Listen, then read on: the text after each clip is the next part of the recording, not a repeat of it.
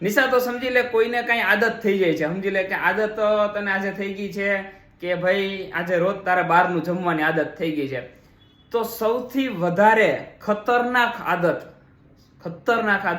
ઘણા બધા લોકોને ડ્રિંક કરવાની આદત હોય, બરાબર છે, તો એ ખતરનાક આદત કહેવાય. પણ સૌથી વધારે ખતરનાક આદત કઈ હોય છે? હાલો આ ક્વેશ્ચનનો તારે મને આજે આન્સર આપવાનો. સૌથી વધારે ખતરનાક આદત જો ગર્લ્સની કે વુમનની કેમ વાત કરું ને તો એના માટે ખતરનાક આદત તો શોપિંગ કરવાની હોય. શોપિંગ કરવાની હોય છે. હાલો રેડી, આ વાત સાચી જો.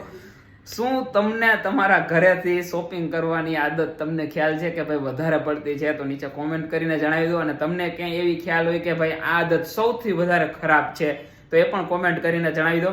અને હા, અહીંયા સુધી આવ્યા છો તો હવે ફોલો પણ કરી લો, ફટાફટ ફોલો કરી લો. અને હા, સૌથી વધારે ખતરનાક આદત